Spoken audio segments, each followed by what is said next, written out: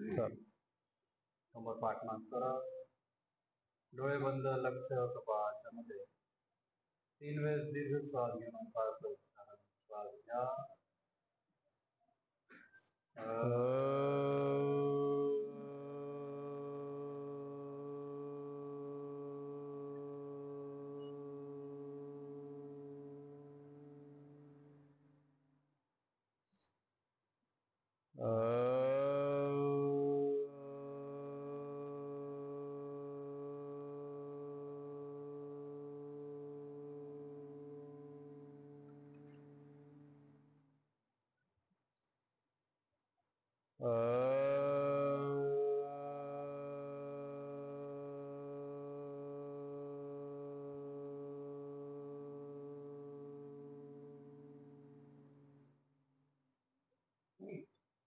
ओम कृष्णाय वासुदेवाय हरये परमात्मने प्रणतः क्लेशनाशाय गोविंदाय नमो नमः.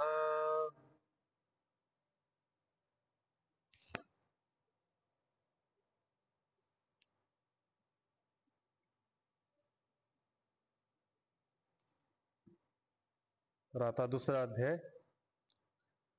ओम श्री परमात्मने नमः. अथ द्वितीयोऽध्यायः. संजय उवाच तं तथा कृपयाविष्टम् अश्रुपूर्णाकुलेक्षणम् विषीदन्तम् इदं वाक्यम् उवाच मधुसूदन.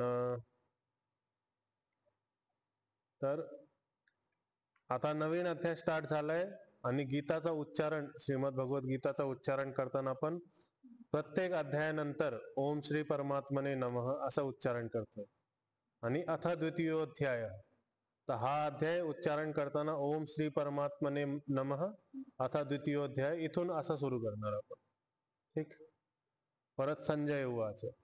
मागच्या टॉपिक मध्ये अर्जुनाने सगळं सांगितलं, काय काय त्याच्या डोक्यामध्ये येत होत. धर्म काय, अधर्म काय, धर्म केल्याने काय होणार, अधर्म केल्याने काय होणार. आता संजयनी शेवटचा श्लोक म्हणलेला आहे. ठीक आहे. पण अध्याय सुरुवात होतोय, त्यामुळं संजय उवाच असं लिहिण्याचा परत उद्देश बनतोय. म्हणजे फक्त चॅप्टर सुरुवात करण्यासाठी, अध्याय सुरुवात करण्यासाठी संजय उवाच एकदा पहिलं लिहिलं होतं, तर लिहिण्याची गरज नाही जर आपण कंटिन्युटी मध्ये केलं तर. पण अध्याय सुरू करतोय आणि नवीन पासून सुरू करतोय, त्यामुळे संजय उवाच परत एकदा त्यांनी ऋषी वेदव्यासजींनी लिहिले. तर तम तथा कृपयाविष्टम. तम, तम म्हणजे अर्जुन, हा कर्म आहे आणि अर्जुनाला संबोधित म्हणजे अर्जुनाला म्हणण्यासाठी तम सर्वनाम असा शब्द आलाय. तम तथा, तथा म्हणजे जसं. पण ह्यामध्ये जसं एक प्रकरण संपला, अर्जुनाने एक प्रकरण संपवला त्याचा डिप्रेशनचा, त्यांनी सगळं धर्माबद्दल सगळं सांगितलं, त्यांनी डिप्रेशनचा एक प्रसंग संपवला. त्याच्यानंतर तथा की हे सगळं झाल्यानंतर आता संजय त्यांची दोघांची परिस्थिती समजावून राहिले, श्रीकृष्णजींची आणि अर्जुनाची. तर अर्जुनाची परिस्थिती समजावून राहिले संजयजी. तर तथा त्यामुळे शब्द आलाय तथा. कृपया, कृपया हा शब्द कृपापासून बनला आहे. कृपा आपण म्हणतो भगवत कृपा. तर कृपाचे 3 अर्थ आहेत. पहिला अर्थ आहे की भगवत कृपा म्हणजे भगवानचा आशीर्वाद वगैरे आपल्या जवळ आहे. एक कृपा म्हणजे आपण कुणाला तरी रिक्वेस्ट करतो. आणि हा कृपा म्हणजे एक कृपाचा अर्थ आहे करुणापूर्वक, करुणामय. म्हणजे तो एकदम असं स्वतःला एकदम त्यांनी आतमध्ये हे त्याच्यामध्ये खूप कारुण्य व्याकुल झालाय आणि एकदम दुःखी झालाय. तर ती करुणाचा भाव थोडासा नेगेटिव्ह अर्थामध्ये येतो इथं. एक करुणाचा भाव पॉझिटिव्ह अर्थामध्ये येतो जेव्हा करुणा माता आणि पुत्रांच्या मध्ये दिसते. माता जेव्हा पुत्राला काहीतरी चांगलं सांगत असते किंवा प्रेम दाखवत असते, तेव्हा एक करुणा शब्द येतो. पण इथं करुणा शब्द आलाय, कृपा शब्द आलाय थोडासा नेगेटिव्ह अर्थामध्ये, थोडा त्याला डिप्रेशनच्या फेज मध्ये थोडासा एकदम गळून गेल्यासारखं असं. आविष्टम, आविष्टम म्हणजे करुणापासून व्याप्त झालाय तो. आणि कुठून व्याप्त झालाय? अश्रुपूर्णा, म्हणजे त्याचे पूर्ण डोळ्यामधून अश्रू अश्रू वाहत आहेत, डोळ्यातून पाणीच निघतंय आता सगळ्यांना, समोरच्यांना पाहून, सगळ्या नातेवाईकांना पाहून. आकुलेक्षणम, आकुलेक्षणम शब्द आहे. अश्रू पूर्णा आणि आकुलेक्षणम संधी झाली आहे पूर्णामध्ये आणि आ मध्ये. आकुलेक्षणम, आकार, आकार अधिक आकार, आकार आकार मिळून आकार बनला, आचा उच्चारण येणार. तर आकुल म्हणजे व्याकुल. एकक्षणम, एकक्षणम इथं कुल आणि ईक्षणम शब्द आहे. ईक्षणम म्हणजे बघणं, ठीक आहे. तर व्याकुलता आणि बघतोय. व्याकुल शब्द पण 2-3 अर्थामध्ये येतो. व्याकुल झालं म्हणजे आश्चर्यचकित झालं, पण इथं आश्चर्यचकित नाही झाला तो, इथं थोडा आश्चर्यचकित झाला आणि त्याच्यामध्ये दया भावना पैदा झाली, अर्जुनामध्ये दया भावना पैदा झाली. त्यामुळं त्याच्या डोळ्यातून पाणी निघता येतं आणि डोळ्यांपासून खूप एकदम भिजलेला येतो असं. तर कुल आणि ईक्षण, कुलचा अ आणि ईक्षणचा ई हा मिळून एकार बनलाय, ठीक. तर विषीदंतम, विषीदंतम म्हणजे मागच्या अध्यायामध्ये पण आपण सांगितलं होतं, विषीदंतम खूप जास्त शोकयुक्त झालाय, शोकाकुल झालाय तो, शोक झालाय त्याला. डिप्रेशन फेज मध्ये कसं खूप विचार चालू असते, टेन्शन येतं खूप, तर त्या पलीकडे, विचारांच्या पलीकडे तो बघू शकत नाही परिस्थितीला. इदम, इदम म्हणजे हा, वाक्यम, वाक्य, हा वाक्य, उवाच मधुसूदन, मधुसूदन मधु नामाच्या राक्षसाला मारणारे श्रीकृष्णजी, मधुसूदन, त्यांनी हा वाक्य म्हणला. कोणता वाक्य? तो पुढे येणार आहे, श्री भगवान उवाच्या नंतर येणार आहे, ठीक आहे.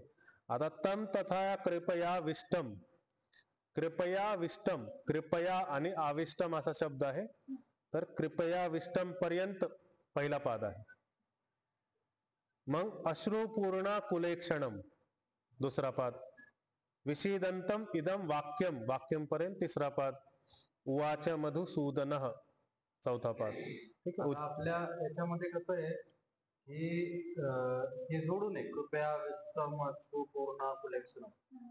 तर इथं तुम्ही काय करता, पेन्सिलनी किंवा पेननी त्याला तोडून वर असं बनून लिहायचं की अश्रुपूर्ण आहे, मग ते मश्रूपूर्ण दिसतंय आपल्याला. मग तिथं तोडून जर तुम्ही केलं तर तुम्हाला पुढच्या वेळेस ज्यावेळेस कधी आपण एक 6 महिने 8 महिने झाले परत उच्चारण करायचं, तुम्हाला तिथं कन्फ्युजन नाही होणार. मग हा पाद एक एक तोडून घ्यायचा, पेन्सिलने तिथं तोडायचं, म्हणजे तुम्हाला समजून जाईल. पेनाने पक्क होऊन जाईल, मग ते पुस्तक पण खराब होऊन जातं, त्यापेक्षा मग पेन्सिल थोडं ठीक असतं. चला उच्चारण घेऊयात. तम तथा कृपया विष्टम, तम तथा कृपया विष्टम अश्रुपूर्णाकुलेक्षणम, अश्रुपूर्णाकुलेक्षणम विषीदन्तम् इदं वाक्यम, विषीदन्तम् इदं वाक्यम उवाच मधुसूदनः, उवाच मधुसूदनः. सगळे सोबत. तम तथा कृपया विष्टम अश्रुपूर्णाकुलेक्षणम विषीदन्तम् इदं वाक्यम उवाच मधुसूदनः. तम तथा कृपया विष्टम अश्रुपूर्णाकुलेक्षणम विषीदन्तम् इदं वाक्यम उवाच मधुसूदनः. आता श्री भगवान उवाच, श्री भगवान आपले श्री कृष्ण जी आहे, ठीक आहे. कुतस्त्वाकश्मलमिदं विषमे समुपस्थितम् अनार्यजुष्टम् अस्वर्ग्यम् अकीर्तिकरम् अर्जुनः. इथं विसर्ग थोडा चुकीचा उच्चारण माझ्याकडून झाला, तर अर्जुन असं उच्चारण. कुतस्त्वा, कुत, कुतः शब्द आहे, कुतः विसर्ग आहे, विसर्गला स झालाय. कुतः त्वा, कुतः म्हणजे कुठून, कहां से, कहां से, त्वा तुझ में, तुझ्यामध्ये, अर्जुनामध्ये. श्रीकृष्णजी म्हणतायत कहां से तुझ में, कश्मलम ह्या प्रकारची शोक अवस्था किंवा ह्या प्रकारचा मोह कुठून आला असं विचारतात. इदम इदम कश्मलम कुतस्त्व. विषमे, ह्या विषम परिस्थितीमध्ये, ह्या विषम परिस्थिती म्हणजे आपण कुणासोबत तरी भांडतोय आणि त्याच्यामध्ये अचानकच शोक येतोय सगळ्या नातेवाईकांना बघून. तर भांडताना तर असं होत नाही. भांडताना तर तीन प्रकारचे होते. राग आपले द्वेष होतो, किंवा रोष आक्रोश, किंवा खूप असं कुणाला मारण्यासाठी कुणाला हे क्रोध पैदा होतो. पण त्या तिन्ही भावांना सोडून ह्याच्यामध्ये मोह पैदा झाला ह्या विषम परिस्थितीमध्ये. विषमे, ह्या विषम परिस्थितीमध्ये समुपस्थितम, अशा सम्यक प्रकारे, म्हणजे एवढ्या चांगल्या प्रकारे मोह कस काय तुझ्या चित्तामध्ये उत्पन्न झालाय असे विचारते. कारण की, तर इथं कारण की जो शब्द आहे तो लपलेला आहे. यतः पाहिजे होता, तो लपलेला आहे. हा कशामुळे उपस्थित झालाय हा प्रश्न विचारला. कारण की अनार्यजुष्टम, अस्वर्ग्यम आणि अकीर्तिकरम अर्जुन. अर्जुन हा संबोधन मध्ये आहे. तर अनार्यजुष्टम, आर्य शब्द असतो श्रेष्ठ व्यक्तींना किंवा सभ्य व्यक्तींना, सभ्य व्यक्तींसाठी एक शब्द होता. आपण महाभारताच्या सिरियल मध्ये, रामायणाच्या सिरियल मध्ये हे आर्यपुत्र असा शब्द ऐकतो. तर आर्य म्हणजे श्रेष्ठ सभ्य पुरुष, ठीक आहे. आणि जुष्टम म्हणजे झुटा.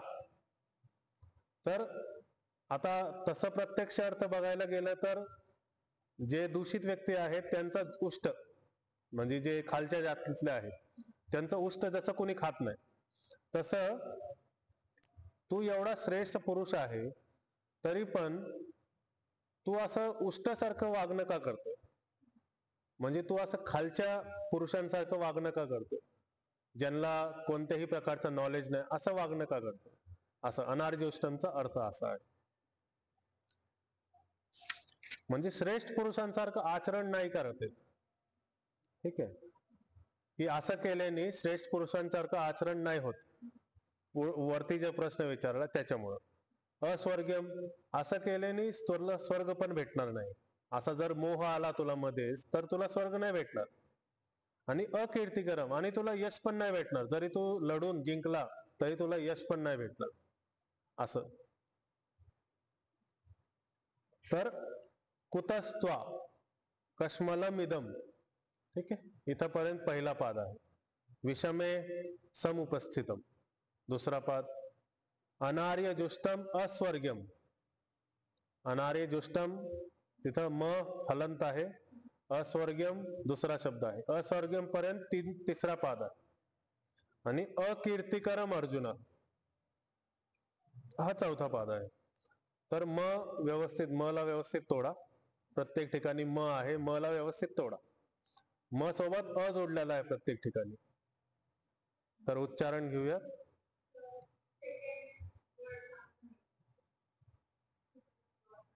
कश्मलम इदम, कश्मलम इदम, कश्मलम, कश्मलम इदम, ठीक. कुतस्त्वा कश्मलमिदम कुतस्त्वा कश्मलमिदम विषमे समुपस्थितम विषमे समुपस्थितम अनार्यजुष्टम अस्वर्ग्यम अनार्यजुष्टम अस्वर्ग्यम अकीर्तिकरम अर्जुन. अकीर्तिकरम अर्जुन. सगळे सोबत. कुतस्त्वा कश्मलमिदम विषमे समुपस्थितम अनार्यजुष्टम अस्वर्ग्यम अकीर्तिकरम अर्जुन. कुतस्त्वा कश्मलमिदं विषमे समुपस्थितम् अनार्यजुष्टम अस्वर्ग्यम अकीर्तिकरम अर्जुन. परत भगवानजी परत म्हणते आता. क्लैब्यम मास्मह गम पार्थ नैतत्त्वयुपपद्यते क्षुद्रम हृदय दौर्बल्यम त्यक्तोत्तिष्ठ परंतप. हे थोडंसं अवघड श्लोक, ठीक आहे. नैतत्त्व उपपद्यते, इथं शब्द अवघड आहे. आणि क्षुद्रम हृदय दौर्बल्यम त्यक्तोत्तिष्ठ, इथं थोडं अवघड आहे, संधी झालेली आहे. तर क्लैब्यम म्हणजे नपुंसकता. ही नपुंसकता तुझ्यामध्ये कशी आली, ही नपुंसकता तुझ्यामध्ये येऊन देऊ नको. क्लैब्यम म्हणजे नपुंसकता. नपुंसकता म्हणजे फक्त जेंडर ट्रान्सजेंडर असणं असं नाही. नपुंसकता म्हणजे एक तो विचार आहे, त्याच्यामधली जी भावना आहे ती नपुंसकताची भावना आहे. ती युद्धामध्ये त्या प्रकारची भावना नाही आली पाहिजे, त्यामुळं ती भावनाला नपुंसकता म्हणलेलं आहे. क्लैब्यम मास्म, मास्म हे दोन्ही शब्द मना करण्याच्या अर्थमध्ये येतात. गमह येऊन देऊ नको, क्लैब्यम नपुंसकता तुझ्यामध्ये येऊन देऊ नको, क्लैब्यम मास्मह गम, इथपर्यंत. पार्थ, पार्थ म्हणजे अर्जुन. ठीक. आता इथं न एतत, न एतत त्वयी उपपद्यते, 4 शब्द आहेत. न एतत त्वयी उपपद्यते, तर सगळ्यांना संधी केलेली आहे.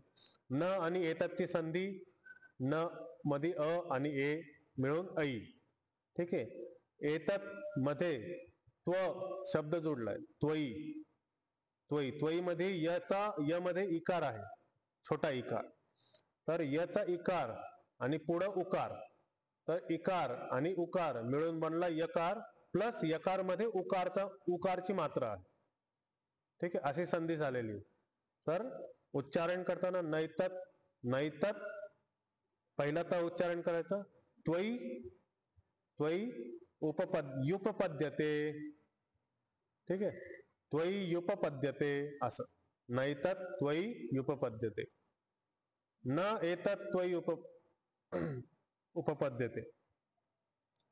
तुझमें यह उचित ज्ञान नहीं है, म्हणजे तुझ्यामध्ये, तुझ्यासारख्या श्रेष्ठ पुरुषामध्ये हे कंडिशन आली नाही पाहिजे, नपुंसकताची कंडिशन आली नाही पाहिजे. क्षुद्रम हृदय दौर्बल्यम, कशी कंडिशन की हा अशी कंडिशन आली नाही पाहिजे. क्षुद्रम, क्षुद्रम म्हणजे एकदम संकुचित वृत्ती.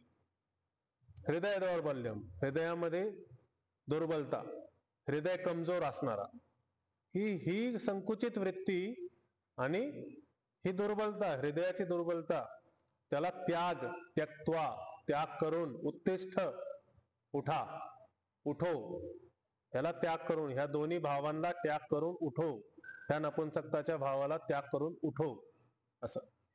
परंतप, हे परंतप म्हणजे शब्द पण त्यांनी तसा म्हणलाय, हे परंतप, तू परंतप आहे, तू खूप श्रेष्ठ तप केला, त्याच्यामुळे तुझं नाव परंतप आहे असं.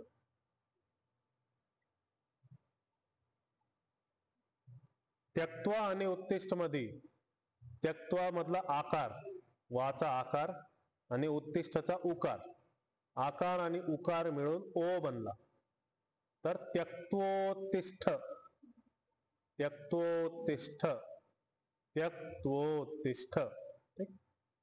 उत्तिष्ठ म्हणजे 2 तकार आहे, उत्तिष्ठ 2 तकार. ठीक आहे. तर पहिला पाद क्लैब्य मास्म गमः, पार्थ, इथपर्यंत.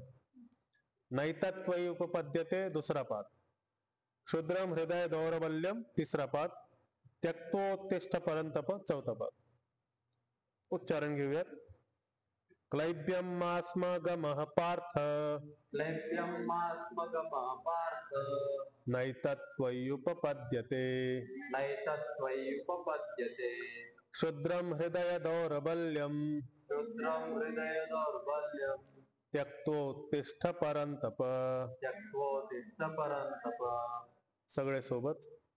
क्लैब्यम मास्म गमः पार्थ, नैतत् त्वयि उपपद्यते, क्षुद्रम हृदय दौर्बल्यम, त्यक्तोत्तिष्ठ परंतप.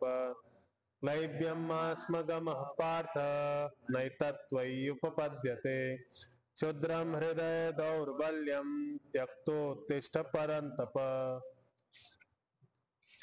अथ द्वितीयोऽध्यायः. अथ द्वितीयोऽध्यायः. संजय उवाच. संजय उवाच.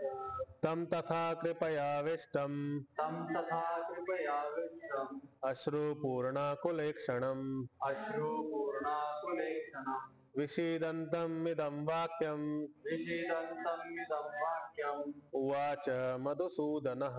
उवाच मधुसूदनः. श्रीभगवान् उवाच. श्रीभगवान् उवाच. कुतस्त्वाकश्मलमिदं कुतस्त्वाकश्मलमिदं विषमे समुपस्थितम् विषमे समुपस्थितम् अनार्यजुष्टम् अस्वर्ग्यम् अनार्यजुष्टम् अस्वर्ग्यम् अकीर्तिकरम् अर्जुन अकीर्तिकरम् अर्जुन क्लैब्यमास्मगमः पार्थ क्लैप्यमात्मगमः पार्थ नैतत्त्वय्युपपद्यते नैतत्त्वय्युपपद्यते क्षुद्रं हृदय दौर्बल्यम् शूद्रं हृदये दौर्बल्यम् त्यक्तोत्तिष्ठ परन्तप. त्यक्त्वोत्तिष्ठ परन्तप. दुसऱ्या अध्यायाचं नाव आहे सांख्ययोग. सांख्ययोग म्हणजे ज्ञानयोग. सांख्य च परिभाषा करताना असं सांगितलं जातं की सांख्य म्हणजे ज्ञान आहे. सांख्य म्हणजे नॉलेज आहे. का नॉलेज आहे? सांख्य म्हणजे जी पण गोष्ट संख्यामध्ये आहे तीच नॉलेज आहे. जसं एक उदाहरणासाठी आपण कम्प्युटरचं जर उदाहरण घेतलं तर जेवढं पण नॉलेज आहे ते सगळं नॉलेज 0 आणि 1 मध्ये आहे. म्हणजे काय आहे? संख्यामध्ये आहे. ठीक आहे. सगळं नॉलेज संख्यामध्ये आहे. तर संख्याचं का महत्व आहे? कोणतीही गोष्ट ज्यावेळेस संख्यामध्ये असते तर ती सिक्वेन्स मध्ये असते. म्हणजे 1 च्या नंतर 2, 2 च्या नंतर 3 अशी संख्या असते. आणि ही काय आहे? सिक्वेन्स आहे. सिक्वेन्स म्हणजे काय आहे? स्टेप आहेत. एक एक स्टेप आहे. बारीकीने एक एक स्टेप जाणणं समजणं म्हणजे ज्ञान. असं आहे सांख्यला ज्ञान म्हणलं.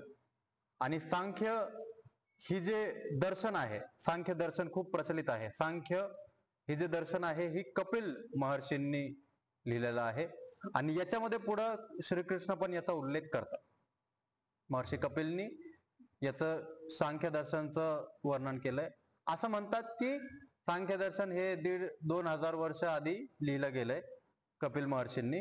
पण जर श्रीकृष्ण त्यांचं नाव घेऊन विषय काढतायत, त्यांचं नाव घेऊन विषय काढतायत, असं नाही की फक्त त्यांचं सांख्य दर्शन सांगितलंय किंवा सांख्य म्हणलंय. कपिल म्हणून, महर्षी कपिल म्हणून सांख्य म्हणलेत. म्हणजे त्यांच्या आधी होते कपिल महर्षी. ही जर 5,000-5,500 वर्ष आधी आहे तर ते दर्शन जे सांख्य दर्शन आहे ते त्याच्या पण खूप आधी लिहिलेलं आहे. खूप आधी महर्षी कपिलने हे सांख्य. आणि ज्ञान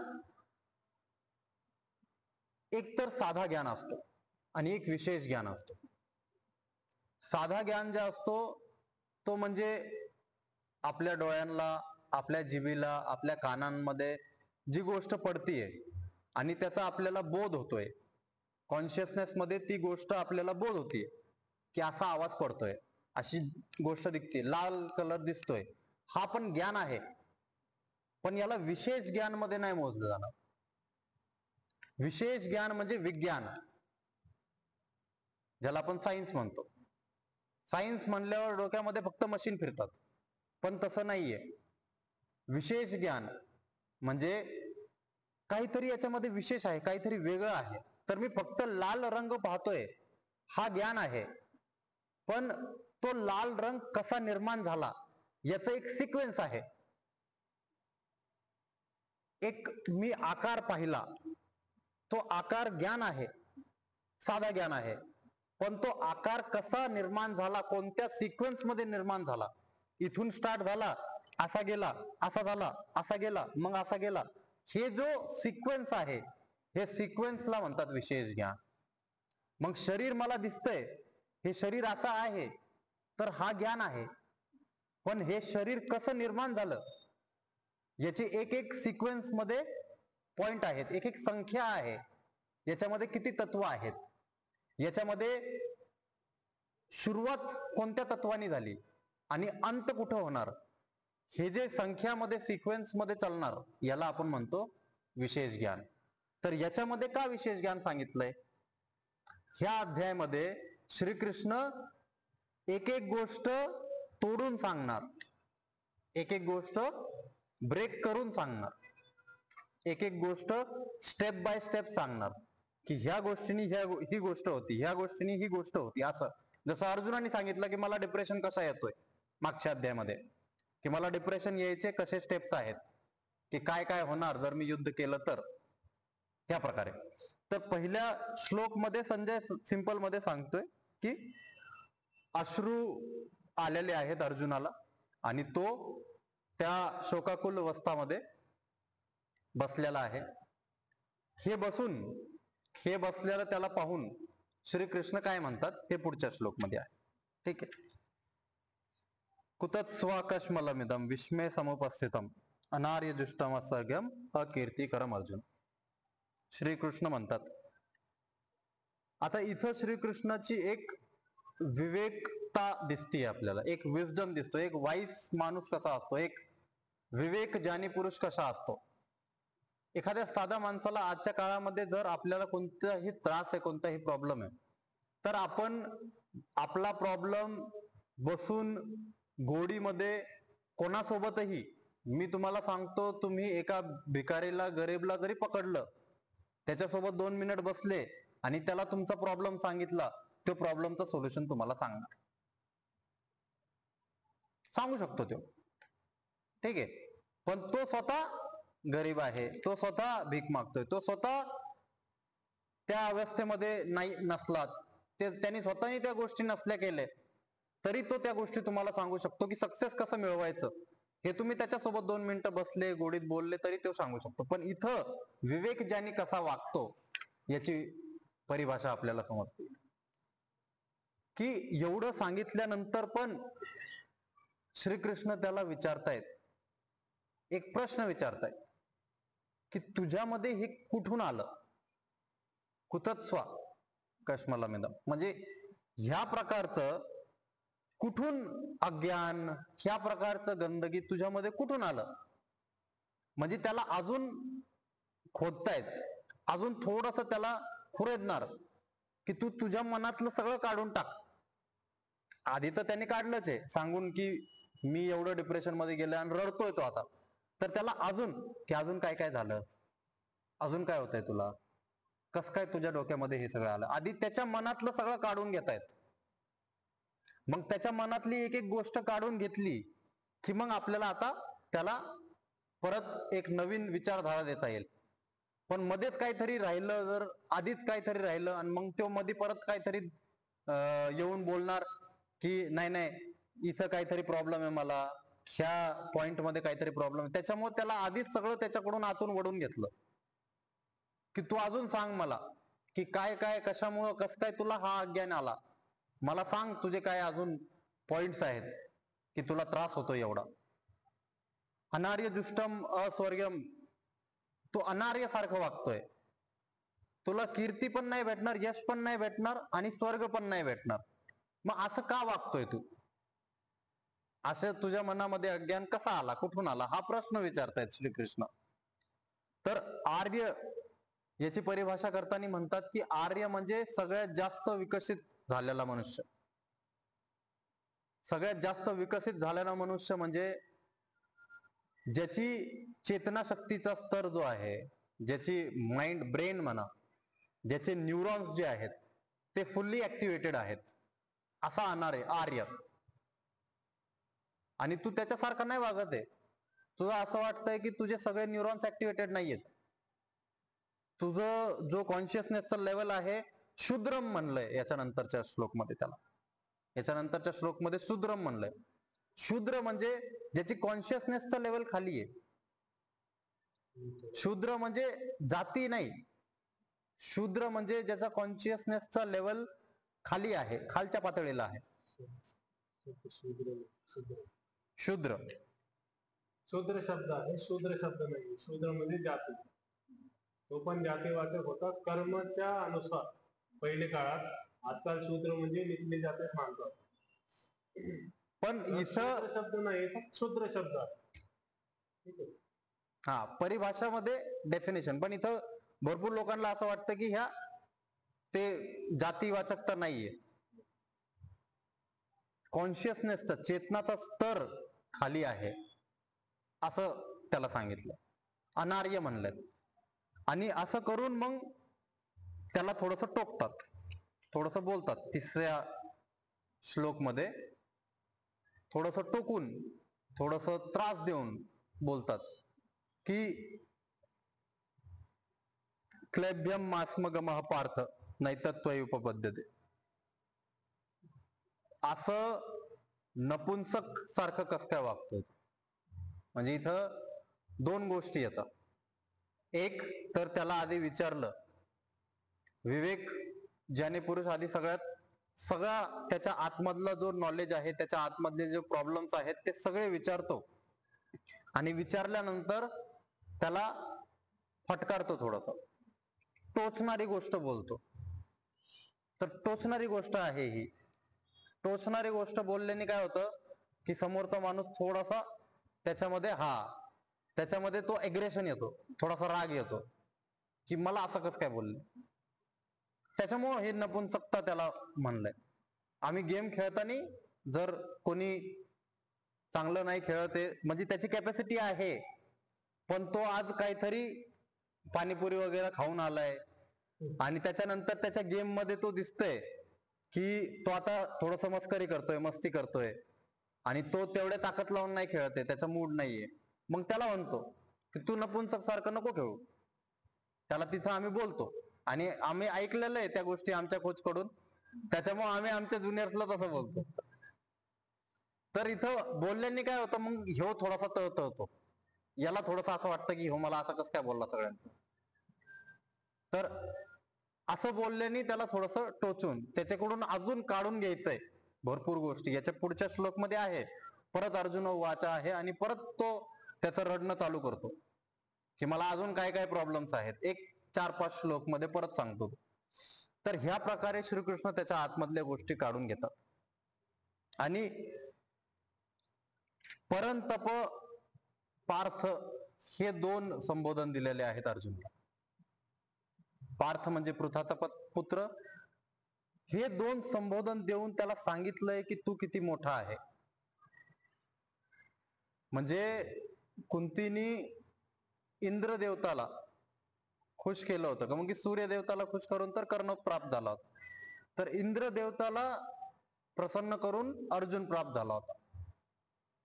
मग तिथं त्याला त्याची जाणीव करून देत आहेत की तू इंद्राच्या तपाचा रिझल्ट आहे. इंद्रासाठी तप केलेलं आहे तुझ्या आईनी, म्हणजे इंद्राला प्रसन्न करण्यासाठी तप केलंय तुझ्या आईनी, तेव्हा जाऊन तू उत्पन्न झालाय. आणि इंद्रामध्ये किती एनर्जी असते, किती पॉवर असते, असं पार्थ म्हणलाय. आणि परंतप म्हणजे तो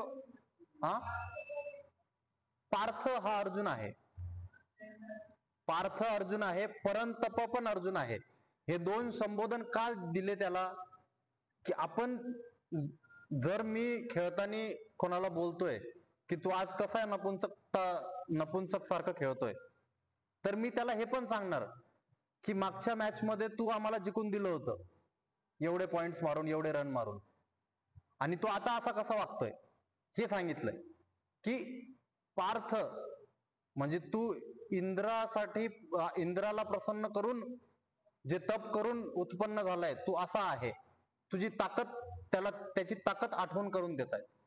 परंतप म्हणलेत म्हणजे तू एवढा मोठा तप करणारा आहे, तरी तू एवढ्या छोट्या गोष्टी कसं बोलतोय. म्हणजे दोन्ही गोष्टी आहेत त्याच्यामध्ये, क्लैबम पण आहे म्हणजे नपुंसक पण म्हणले, त्याच्यानंतर त्याला हे पण म्हणले. ह्या ज्या दोन्ही गोष्टी येतात ह्या जुन्या येतात आणि नपुंसकता ही आत्ता आली.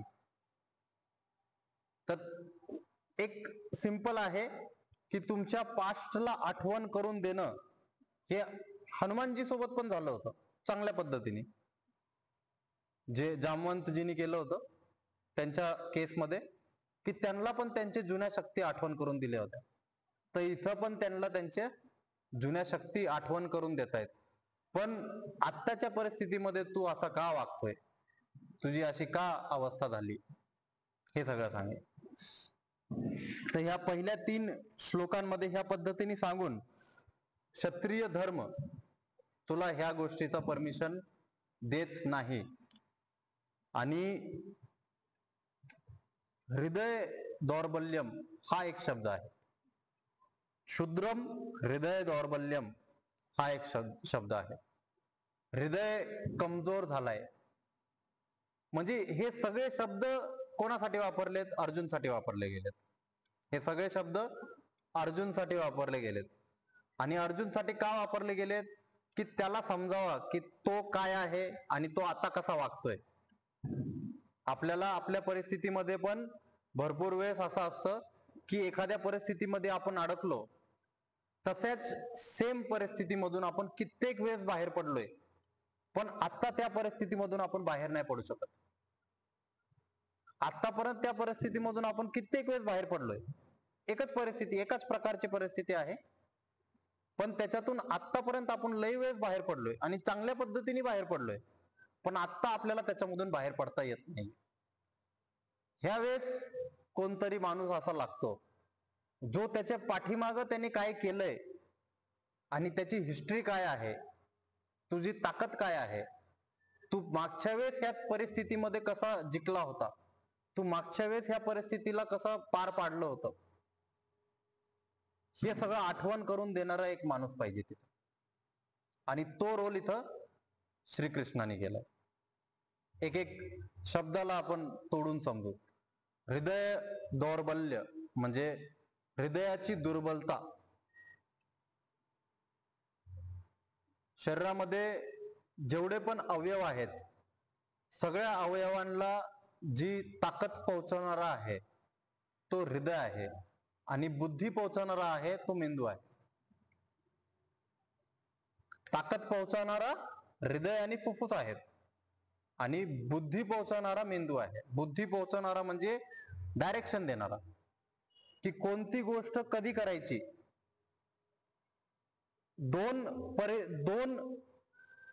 एक परिस्थितीमध्ये दोन ऑप्शन आहेत, त्या दोन ऑप्शन पैकी कोणता ऑप्शन चूज करायचा. दरवेळेस दर सेकंडला तुमच्याकडे ही ऑप्शन असणार आहे, की आता पण मी बसलोय, माझे दोन्ही गुडघे दुखतायत, तर माझ्याकडे ऑप्शन आहे की मी हा पाय काढून सरळ करायचा का असंच बसून राहायचं. हा ऑप्शन आहे माझ्याकडे.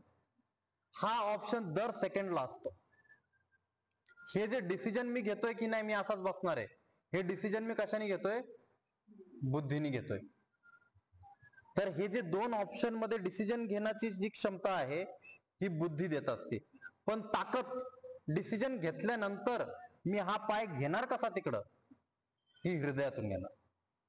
ही जी ताकद आहे ही हृदयातून येणार.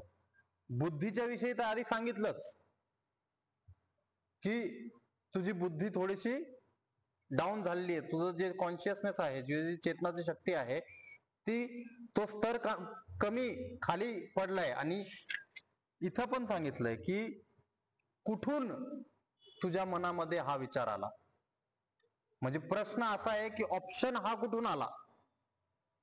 मी जर सांगितलं की दोन ऑप्शन असतात कायम, तर हा ऑप्शन कसं काय तू चूज केला. म्हणजे इथं सांगितलं की बुद्धीची दुर्बलता आहे, आणि आता सांगतायत की हृदयाची दुर्बलता आहे.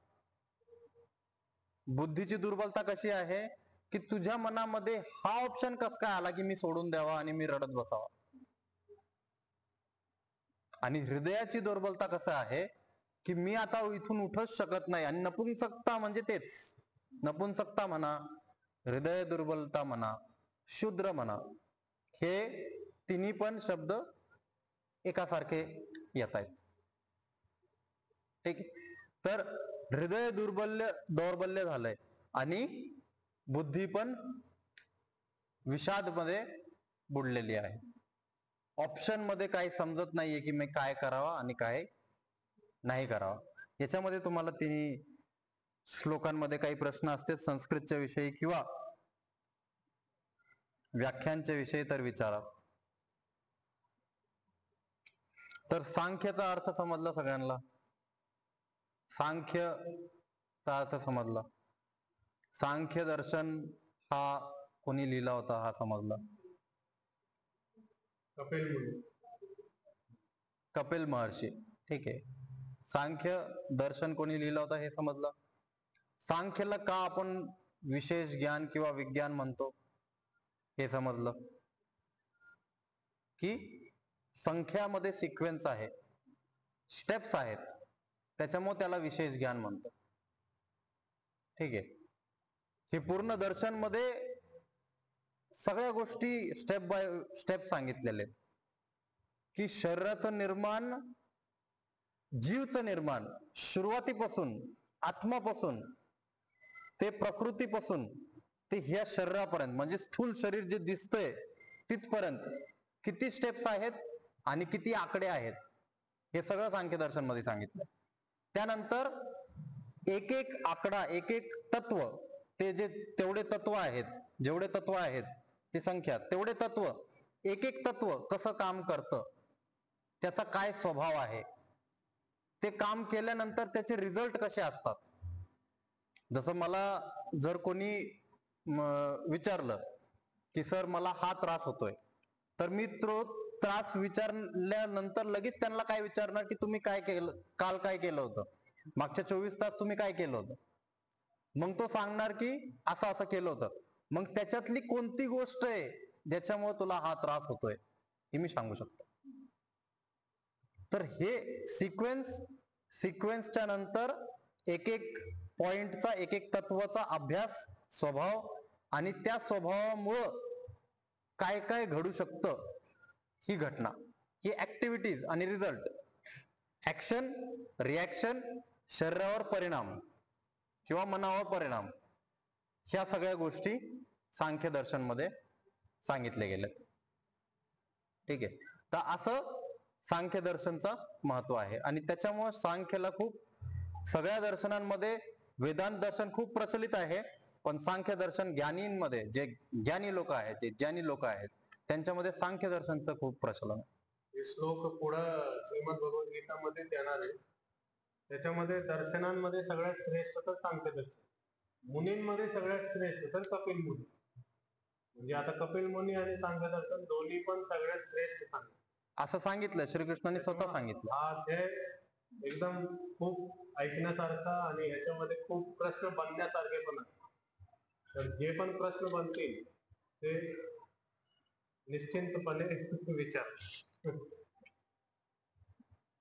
सांख्य जर व्याकरण दृष्ट्या बघितलं तर सम उपसर्गपूर्वक, सम उपसर्ग आहे आणि ख्या धातू, धातू म्हणजे वर्ग, क्रिया, त्या क्रिया, त्या क्रियाचा अर्थ असतो प्रकथन. प्रकथन, चांगल्या प्रकारे कथन करणं. आता इथं चांगल्या प्रकारे कथन करणं म्हणजे सम उपसर्गपूर्वक जेव्हा ख्या धातू जोडते तेव्हा त्याचा अर्थ होऊन जातो चांगला ज्ञान सांगणं, प्लस तेव्हा त्याच्यामध्ये आ जोडला गेला, सम त्यामध्ये आ जोडला गेला, त्याच्यानंतर आपलं बनतं संख्या, आणि तो नंबरला दर्शवतो. हा नंबर पॉइंट वाईज, जसं सरांनी सांगितलं, पॉइंट वाईज आपण कोणती पण गोष्ट कोणाला समजवली तर ती व्यवस्थित समजते आपण. नाहीतर अशाच कथा वाचून आपण जर समजवली तर ती कथा समराईज होऊन आपल्या डोक्यात राहते, पण प्रत्येक भाग कथाचा डोक्यात राहतो. पॉइंटचा तेवढा महत्व, त्याच्यामुळे सांख्य दर्शन तेवढा श्रेष्ठ ज्ञानला प्रस्तुत करतो. ज्यावेळेस परीक्षा पण, कॉम्पिटेटिव्ह एक्झाम पण देतो त्यावेळेस पण याचं खूप महत्व आहे. ज्यावेळेस आपण पॉइंट लिहून त्याचं, मग आधी जसं मी सांगितलं की पॉइंट लिहायचे, पॉइंट नंतर त्याचं टॉपिक, एक एक पॉइंटचा मेन जो शब्द आहे तो मेन शब्द, त्या शब्दाचा उल्लेख, मग दुसरा पॉइंट, तो शब्द, त्याचा उल्लेख, ह्या पद्धतीने जो पेपर लिहितो त्या पेपरला जास्त चांगल्या दृष्टीने टीचर पण पाहतो, चेक करणारा पण पाहतो, एक्झामिनर पण पाहतो. तर ह्या सगळ्या गोष्टी पण कॉम्पिटेटिव्ह एक्झाम मध्ये सांगितल्या जातात की पेपर कसा लिहायचा. एक खूप चांगली गोष्ट आमच्या सरांनी सांगितली होती ज्यावेळेस आम्ही कॉमर्सचा अकाउंटचा क्लास करत होतो.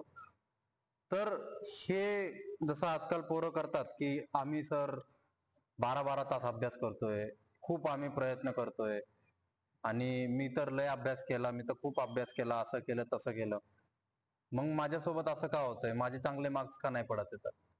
सर म्हणले नियम काय आहे, सरळ नियम आहे. चेक करणारा कसा चेक करणार, चेक करणाऱ्याची मानसिकता कशी आहे, चेक करणारा कोणत्या पद्धतीने, एक्झामिनर जो आहे तो कोणत्या पद्धतीने चेक करणार, हे जर तुम्हाला माहित नसलं तर तुम्ही कितीही अभ्यास करा आणि काहीही लिहा, किती चांगलं लिहा, तुम्हाला ते क्लिक होणार नाही. तर हे एक्झामिनरचे माइंडसेट वाचणं हे कोण लोक करतात? जे क्लासेस घेतात, जे मोठे मोठे क्लासेस चालवतात. हे मोठे मोठे क्लास चालवणारे यांना माहित असतं की एक्झामिनर कशा पद्धतीने चेक करतो. का? यांनी स्वतः पेपर चेक केलेले असतात किंवा यांच्या मित्रांनी पेपर चेक केलेले असतात. जसं शरीराच्या विषयी, मनाच्या विषयी तर माझे दुसरे गुरु आहेत. शरीराच्या विषयी जे माझे गुरु आहेत ते माझे मित्रच आहेत. तर ह्या सगळ्या गोष्टी कशा येतात की मला त्या इंडस्ट्रीची ती गोष्ट माहिती आहे. जर तुम्हाला माहितच नाहीये की वजन कसं कमी करायचं, मग तुम्ही किती काय करा, किती आपटा, कसेही करा. काही लोक बाहेर उन्हामध्ये जाऊन रेनकोट घालून रनिंग करतात वजन कमी करण्यासाठी. खरी गोष्ट आहे. दुपारी 12-1 वाजता उन्हामध्ये रनिंग करणार रेनकोट घालून. रेनकोट घातल्याने काय होतं? घाम जास्त बाहेर पडतो. मग त्यांना काय वाटतं की घाम जास्त बाहेर पडला तर वजन कमी होईल. पण टेक्निक काय आहे, सिस्टम काय आहे, हे नाही माहीत असल्यामुळे असे प्रकार होतात. आणि असे प्रकार केल्याने वजन कमी होतं, पण ते मसल वेट कमी होतं. मसलमध्ये पाणी असतं तर मसल वेट कमी होतं. ते परत त्याच पद्धतीने वाढतं. पण माझ्यासमोर उदाहरण असे भरपूर आहेत. आणि अशा उदाहरण असल्यामुळं, असा अभ्यास असल्यामुळं मी तुम्हाला एक प्रॉपर पद्धत जी आहे, 3 महिने लागणारे, 6 महिने लागणारे, 1 वर्ष लागणारे, मी सगळं सांगून देतो. मी कोणालाही गुमराह करत नाही की तुम्ही 1च महिन्यात एवढं वजन कमी करू शकता किंवा तुम्ही 2-3 महिन्यामध्ये एवढं एवढं करू शकता. माझ्याकडे येतात की आता 3 महिन्यात लग्न आहे, मला हे करायचंय. 3 महिन्यामध्ये होणार नाही. मी सिस्टम सांगतो, त्या सिस्टमला फॉलो केलं तर 3 महिन्यामध्ये जेवढं होईल तेवढं होईल. तर असं त्या परीक्षा जो घेणारा आहे, जो एक्झामिनर आहे, त्या एक्झामिनरचं माइंडसेट, त्याला काय पाहिजे, त्याला कसं आवडणार, ह्या गोष्टी आम्हाला सरांनी सांगितले की स्टेप वाईज ज्यावेळेस गोष्टी असतात, संख्यामध्ये ज्यावेळेस गोष्टी असतात, हे कोणाला पण आवडतात. मी ज्यावेळेस तुम्हाला कोणतीही गोष्ट सांगतो तर मी तुम्हाला स्टेप वाईज सांगतो आणि ते स्टेप वाईज सांगितल्यामुळं तुम्हाला ती आवडते. तेच जर मी असंच फिरून वरून काहीतरी सांगितलं तर तुम्हाला ती क्लिक होणार नाही, तुम्हाला समजणार नाही आणि तुम्ही म्हणता हे काही पण सांगतात. त्याच्यामुळे ज्ञानचं महत्व कुठे आहे? संख्यामध्ये. ठीक आहे. शांती. सरळ बसायचं आपण. दीर्घ श्वास भरून